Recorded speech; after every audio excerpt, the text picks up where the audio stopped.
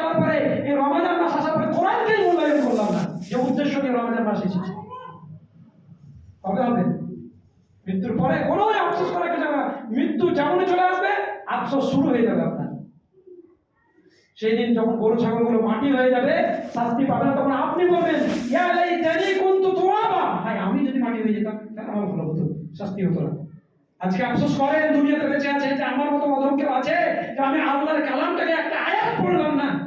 দুনিয়ার সম্পদ উপার্জনের জন্য, টাকা পয়সা উপার্জন করার জন্য, বাড়ি গাড়ি করার জন্য আপনি কত মেহনত করছেন, অথচ সেই আল্লাহ সুবহানাহু ওয়া তাআলা তিনি স্পষ্ট ভাষায় বলেছেন সূরা ইউনূসের 58 নম্বর আয়াতে, কুল বিফাদলিল্লাহি ওয়া বিরাহমাতিহি ফাবিযালিকা ফালইফরাহু হুয়া খায়রুম মিম্মা ইয়াজমাউন। মুহাম্মদ সাল্লাল্লাহু আলাইহি ওয়াসাল্লাম আপনি বলে দিন, তারা যে সম্পদ জমা করছে দুনিয়াতে, হুয়া খায়রুম মিম্মা ইয়াজমাউন, তার চেয়ে এই পবিত্র কোরআনটা জমা করা হচ্ছে শ্রেষ্ঠ। আফসোস হয় না পবিত্র কোরআনে 6000 প্লাস আয়াত রয়েছে, আমি 1000 বাদ দিলাম, 100 আসে, 10টা 100 1000 হয়, 10টা 100 মধ্যে থেকে 9টা বাদ দিলাম, 100 আয়াত ধরলাম। আচ্ছা ঠিক আছে, তাও বাদ দিলাম, দশকের সংখ্যায় আসলাম 50টা আয়াত, 6000 প্লাস আয়াতের মধ্যে 50টা আয়াত অনুবাদ সহ একেবারে মুখস্থ ছোটস্থ আছে, আমি সেগুলো আমল করি এমন মানুষকে কাছে হাত তোলেন তো। 50টা আয়াত আমি অনুবাদ সহ মুখস্থ আছে, এক্ষুনি বললেন বলে দেন। কেউ নেই, কি জবাব দেবেন? কোরআন আপনার পক্ষে সাক্ষী দেবে? আর কোরআন হুজ্জাতুল লাকা ওয়া আলাইক, কলম দিবে আপনার জ্ঞান। শুধু তাই নয়, কোরআনটা আমাদের কাছে পরিত্যাজ্য বিষয়, জন্য বোঝা যাচ্ছে কোরআনের পৃষ্ঠাগুলো দেখে কোরআনে ধুলো পড়ে গেছে। এতগুলো কোরআন কে দিয়েছে মুসলিম? কিসের জন্য রেখেছেন? পড়েন না তো, কিসের জন্য রেখেছেন? কোরআন নিছক না। আল্লাহ রাসূল সাল্লাল্লাহু আলাইহি ওয়াসাল্লাম বলেছেন যে লা ইয়াতি আলান নাস জামানুন লা ইয়াবকা মিনাল কোরআনি ইল্লা রাসমুহু। এমন একটা যুগ চলে আসছে এখনই সেই যুগটা, যে সময় মানুষ এই কোরআনটা একটা রাসম রিওয়াজ মনে করবে যে আমরা মুসলিম তাই ঘরে কোরআন থাকতে হবে, এটাই তো মনে করেন না। আরো মনে রাখবেন, কোরআন অনুযায়ী যদি না চলেন, কোরআনকে যদি পরিত্যাজ্য বিষয় মনে করেন যে কোরআন একটা ঘরে রাখতে হয়, রাখবো, আছে থাকবে, মুসলিমদের গ্রন্থ কোরআন এই হয়ে গেল, এটাই যদি মনে করেন, রাসূলুল্লাহ সাল্লাল্লাহু আলাইহি ওয়াসাল্লাম কি বলবেন কাল কিয়ামতের মাঠে? আল্লাহ তাআলা বলছেন সূরা সূরা ফুরকানের 30 নম্বর আয়াতে আল্লাহ রাব্বুল আলামিন স্মরণ করে দিচ্ছেন যে রাসূলুল্লাহ সাল্লাল্লাহু আলাইহি ওয়াসাল্লাম বলবেন কি, ওয়াকালা আর-রাসূলু ইয়া রাব্বি ইন্না কওমি ইত্তাখাযু হাযাল কুরআনা মাহজুরা। চিন্তা করেন, রাসূলুল্লাহ সাল্লাল্লাহু আলাইহি ওয়াসাল্লাম বলবেন এরা সেই আমার কওম, আমার জাতি, ইন্না হাযাল কুরআনা মাহজুরা, যারা কোরআনকে পরিত্যাজ্য মনে করেছে, আমল করার গ্রন্থ মনে করেন। কোরআন পড়বেন আর নেকি আপনি মনে করছেন, আর আমলের কারণে নেই, কিসের জন্য? আফসোসের শেষ থাকবে না। সেই শিক্ষা নিয়ে এসেছে রমাদান।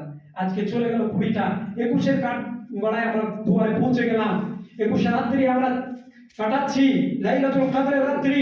তারপরেও আমরা কোরআন মাজিদ অনুযায়ী নিজেদের জীবন পরিচালনা করার জন্য সচেষ্ট নই। চাই তো আমরা নাকি কোরআন অনুযায়ী জীবন পরিচালনা করতে পারবো তো নাকি?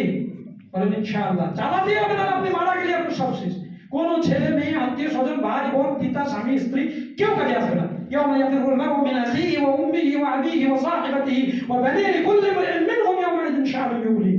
ধনসম্পদ কাজে আসবে না, কিচ্ছু কাজে আসবে না। কিসের জন্য আপনি এত ধোঁকায় পড়ে আছেন? কোন জিনিসের ধোঁকায় পড়ে আছেন একবার ভাবেন নিজেকে নিয়ে। সম্মানিত উপস্থিতি, এই হচ্ছে আমাদের অবস্থা। রাসূলুল্লাহ সাল্লাল্লাহু আলাইহি ওয়াসাল্লাম বলেন আজকে আমরা লাঞ্ছিত পদদলিত হব না তো কি? কোরআনের আমল নেই, এজন্য আল্লাহ তাআলা ব্যক্ত করছেন أفتؤمنون ببعض الكتاب وتكفرون ببعض فما جزاء من يفعل ذلك منكم إلا خزي في الحياة الدنيا ويوم القيامة يردون إلى أشد العذاب والله بغافل عما تعملون। সূরা বাকারা আয়াত নম্বর 85। আল্লাহ বলছেন কিছুই কোরআনুল কারীমের কিছু যদি মানো আর কিছু না মানাকে, মানে না মানো, অস্বীকার করো কিছু মানাকে, তাহলে এই ইল্লা খাজি ফিল হায়াতিদ দুনিয়া, দুনিয়ার জীবনটা তোমার জন্য একেবারে এমন হবে যে দুনিয়ার জীবনে তুমি পিষে যাবে, পদদলিত হবে, লাঞ্ছিত হবে, অপমানিত হবে। দুনিয়ার জীবন হচ্ছে আমরা মুসলিমকে দেখে বোঝা যায় না মুসলিম, শুধু ইফতারটা করতে যদি বিড়িতে টান। আজকের কাহিনী, হাসির কিছু নেই। আপনার আমার ঘরে সবার ঘরে আছে, সবার ঘরে আছে। আপনার সন্তান বিড়ি খায়, আপনি বলতে পারেন না।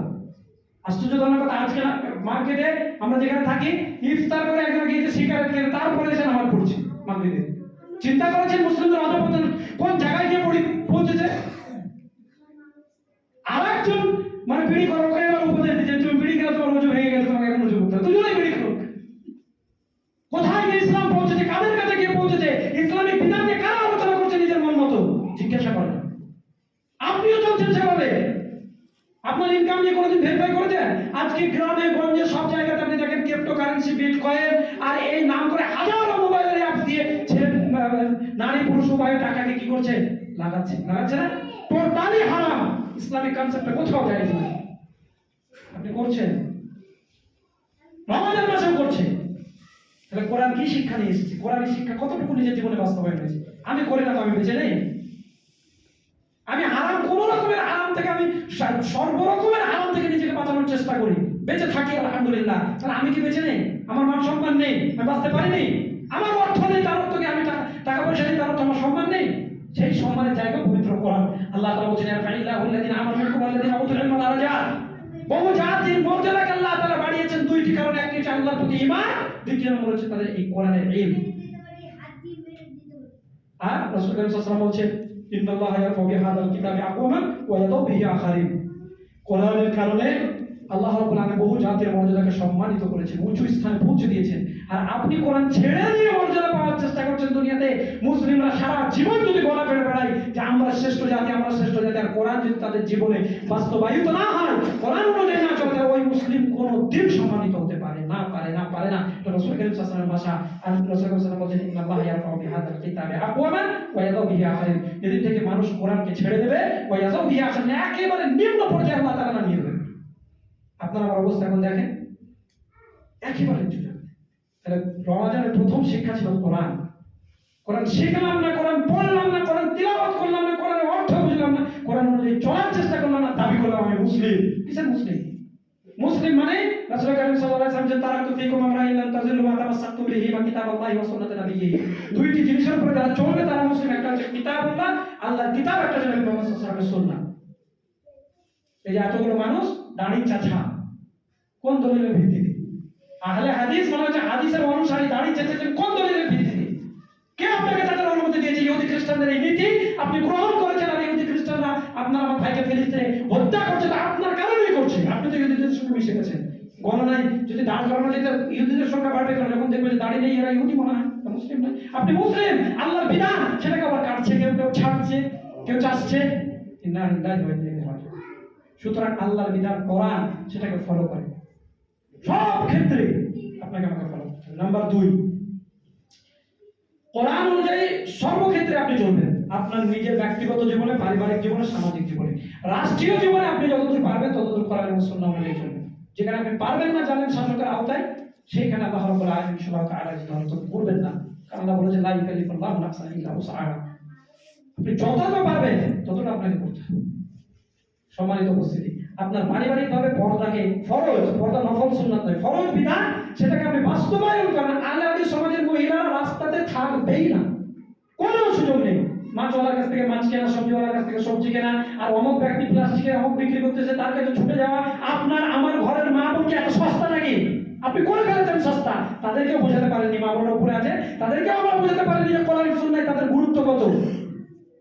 একবার পড়ে দেখেন আয়েশার জীবনী, একবার পড়ে দেখেন ফাতিমাতুত তাহরা রাদিয়াল্লাহু তাআলা আনহার জীবনী, একবার পড়ে দেখেন পবিত্র কোরআনে আল্লাহ বলেছেন দারাবাল্লাহু মাসালান লিল্লাযিনা আমানু ইমরাআতা ফিরআউন ইয ক্বালাত রাব্বি ইবনি লি ইনদাকা বাইতান ফিল জান্নাহ ওয়া নাজ্জিনি মিন ফিরআউন ওয়া আমালিহি ওয়া নাজ্জিনি মিনাল কওমিয যালিমিন। পড়েন আমাদের মা বোনেরা, তারাও পবিত্র কোরআন এবং সুন্নাহ পড়তে চায় না, জানতে চায় না, জানার চেষ্টা করে না। পর্দা ফরজ বিধান এইগুলো। নাম্বার 2, সিয়াম। রমাদান মাস আমাদের কাছে খুব গুরুত্বপূর্ণ। তার অর্থ হচ্ছে যে রমাদান মাসে আল্লাহ তাআলা সিয়ামকে ফরজ করেছে। সিয়ামটা কার জন্য? শুধুমাত্র আল্লাহর জন্য, এটা অন্য কারণ নয়। আর প্রতিদান কে দেবেন? আল্লাহ রাব্বুল আলামিন নিজেই দেবেন। কত সৌভাগ্য, চিন্তা করেন। সেই সিয়ামটা কেন ফরজ করা হলো? কুতিবা আলাল্লাযিনা মিন ক্বাবলিকুম লাআল্লাকুম তাত্তাকুন। আল্লাহ ভীতি অর্জন করার জন্য, তাকওয়াশীল হওয়ার জন্য, তাকওয়া অর্জন করার জন্য।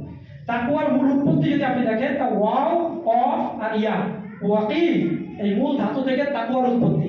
আর ওয়াকি শব্দের অর্থ হয় রক্ষা করা, কোনো কিছু থেকে নিজেকে রক্ষা করা, বাঁচানো। যেমন আমরা দোয়া করি আল্লাহকে, রব্বানা আতিনা ফিদ দুনিয়া হাসানা ওয়া ফিল আখিরাতি হাসানাতাও ওয়াকিনা আযাবান নার। আল্লাহ তুমি জাহান্নামের আযাব থেকে আমাদেরকে বাঁচাও, রক্ষা করো। তো ওয়াকি মানে হচ্ছে রক্ষা করা। তাকওয়ার অর্থ কি? তাকওয়ার অর্থ হচ্ছে ছোট থেকে ছোট, তুচ্ছ থেকে তুচ্ছ পাপ থেকে নিজের নফসকে রক্ষা করার নাম হচ্ছে তাকওয়া। আমি মনে হয় বোঝাতে পারলাম না বিষয়টা, বুঝতে পেরেছেন? তুচ্ছ থেকে তুচ্ছ, ছোট থেকে ছোট পাপ সে পাপ থেকে নিজের নাফস, প্রত্যেকের মধ্যে যে নাফস আছে, আত্মা আছে, এই আত্মাকে রক্ষা করার নাম হচ্ছে তাকওয়া। আর এটা যদি আপনি করতে পারেন, আল্লাহ তাআলা বলছেন ওয়ালিমান খাফা মাকাম রাব্বিহি ওয়া নাহান নাফসা আনিল হাওয়া ফাইনাল জান্নাতা হিয়াল মাওয়া, তার জন্য জান্নাত অপেক্ষা করছে। এই উদ্দেশ্য নিয়ে সিয়াম এসেছে। আপনি সিয়ামটা যা রোজাটা খুলতে দেরি বিড়ি নিয়ে বসে গেলেন, বিড়ি খেতে, তাহলে আপনার মধ্যে তাকওয়া এলো?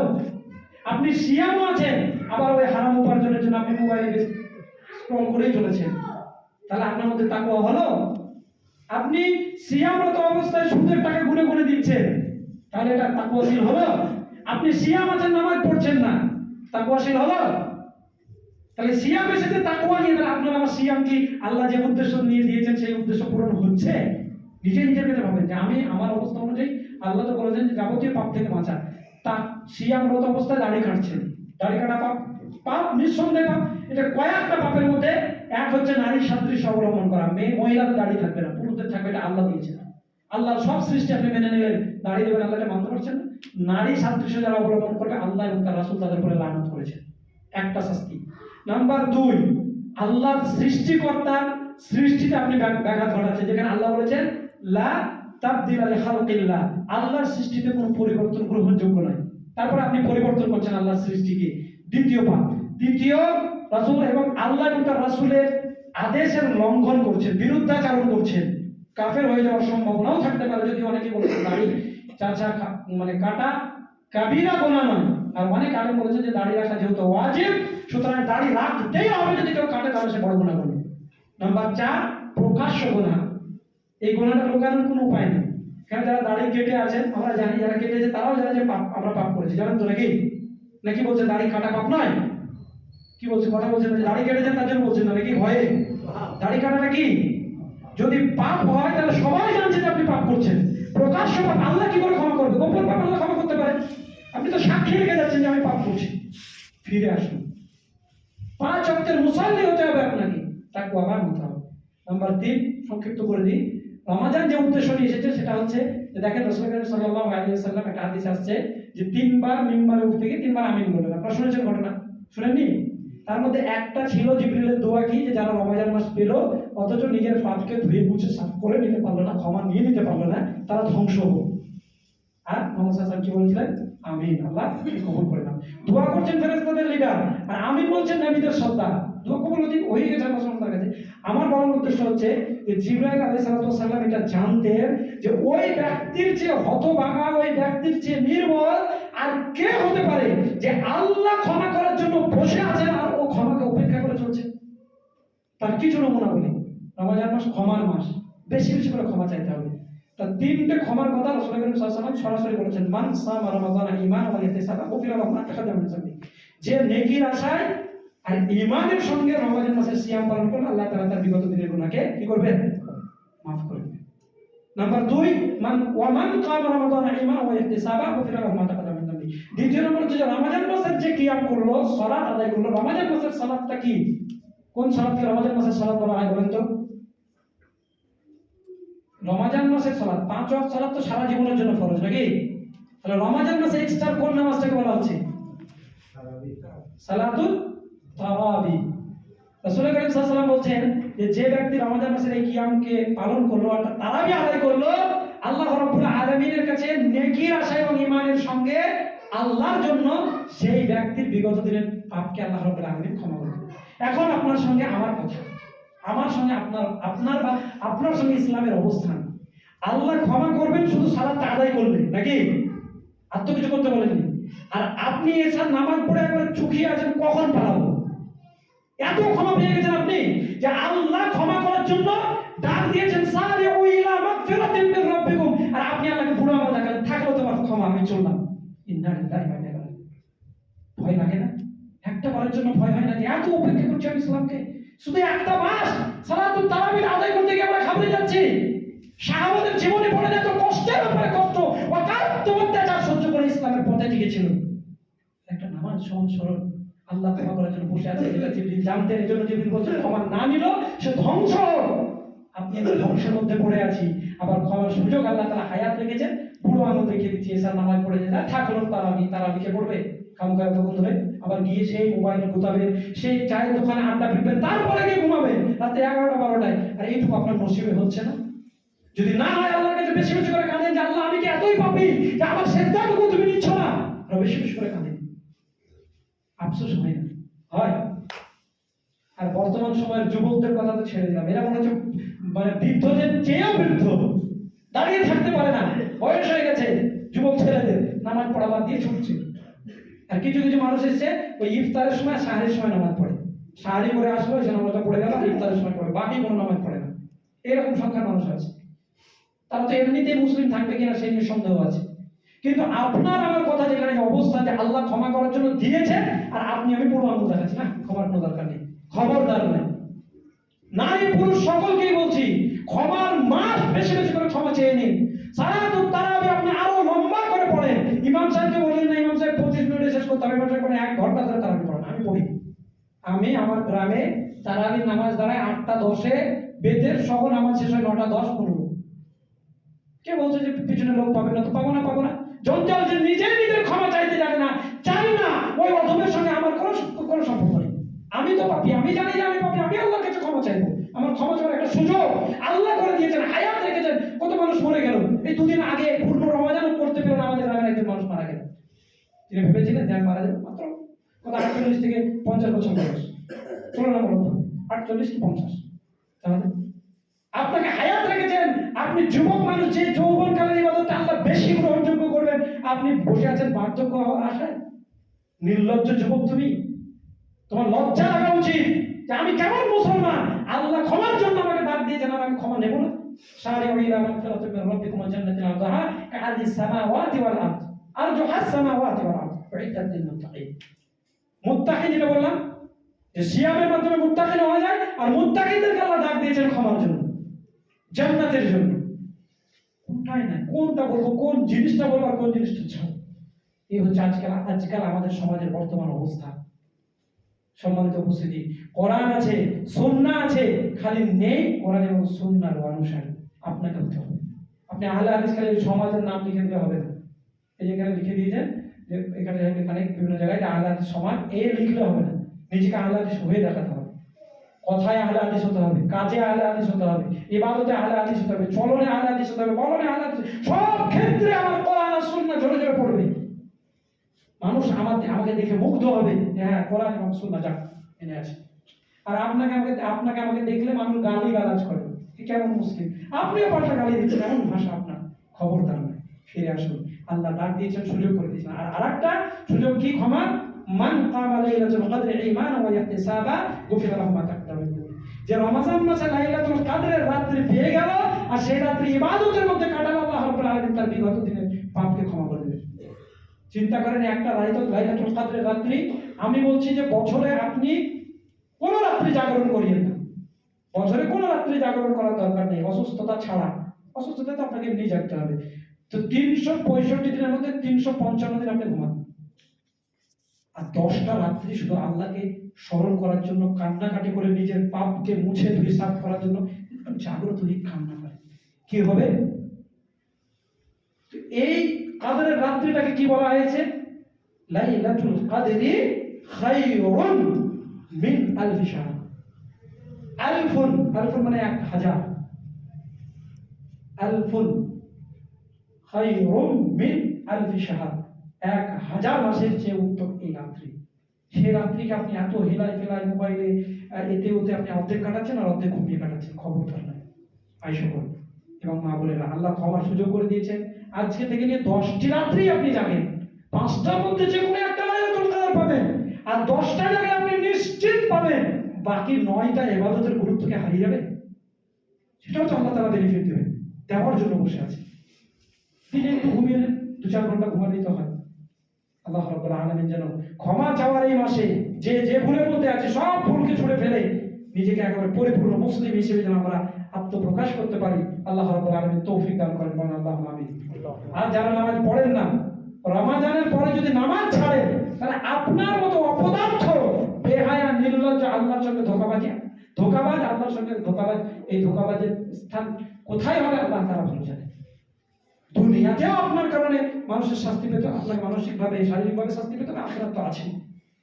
সুতরাং সম্মানিত উপস্থিতি, খবরদার নয়, যা ভুল হয়েছে এই মাস পেয়েছি, যে কটা দিন কেটে গেছে, আগত যে কটা দিন বাকি আছে, এই কটা দিন একবার দিন রাত আল্লাহর কাছে পড়ে থাকেন, শুধু কান্নায় আপনি বিচলিত হয়ে যান, বিচলিত হয়ে যান যে আল্লাহ আমাকে ক্ষমা দিতেই হবে, আমি পাইনি, এতদিন বুঝতে পারিনি, আল্লাহ চলে গেছে, তুমি ক্ষমা করো।